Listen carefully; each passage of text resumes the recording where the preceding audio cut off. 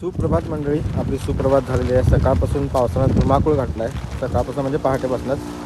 त्यामुळे सगळी कामं आज एकदम हळूवार चालू आहेत. आणि सर्वांना गुरुपौर्णिमेच्या हार्दिक शुभेच्छा. आज गुरुपौर्णिमा आहे.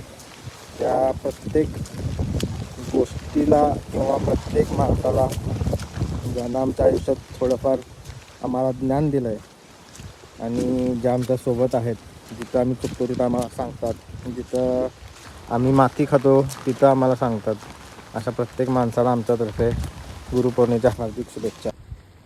ही आम्ही लावलेली हळद खूप चांगली आले. तिकडच्या हळदीला वाढ चांगली आहे कारण ते कंब ऑलरेडी जास्त मोठे होते. आता ही पण चांगली आहे. ह्याच्यावर आपण प्रायोगिक तत्वावरती खत वगैरे काहीच मारणार नाही आहे. होईल जेवढे आपण ऑर्गॅनिक ठेवणार याला, कारण ऑर्गॅनिक जेवढी हळद जेवढी ऑर्गॅनिक तेवढी चांगली. आणि बाकी हे जे आपलं नेपियर वगैरे आहे हे आता उगवायला चालू झालं. चांगलेच कोंब आलेत. इथं पण खूप मोठे कोंब आलेत. जे केलं आहे त्याला काहीतरी सुरुवात व्यवस्थित चालू आहे. तर एक भरा कापून झाला आहे. आता दुसरा भरा कापायला चाललो मी गाईंसाठी. एक घातला बैलांना वगैरे. आता गाईंसाठी अजून एक भरा कापायचा. त्याच्यानंतर मग पाऊस खूप आहे त्यामुळे आज शेळ्यांना बाहेर नाही काढणार आपण.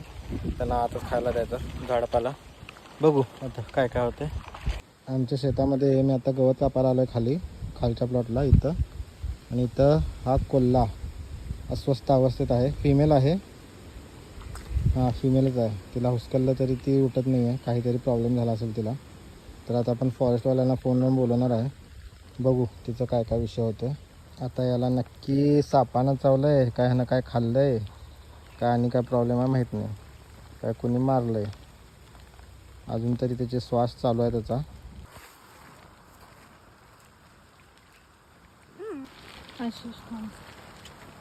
तू घाबरू नको, टेन्शन घेऊ नको, काही नाही.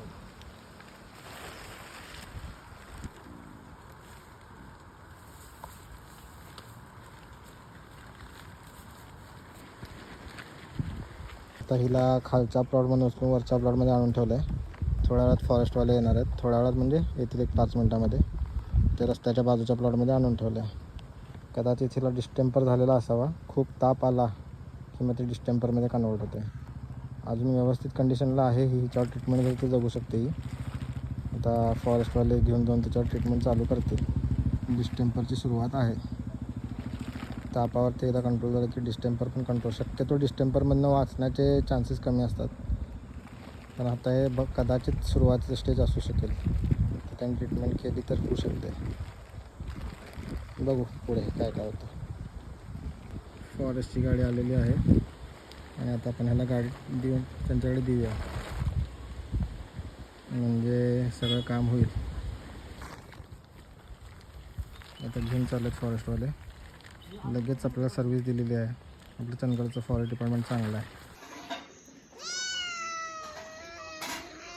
2-3 दिवसापासून आमच्याकडे हा नवीन मेंबर आला आहे आणि हिला हिच्या डोक्यावरती एकच असं टिकली आहे. त्यामुळे तिचं नाव आम्ही आता टिकली ठेवलं आहे.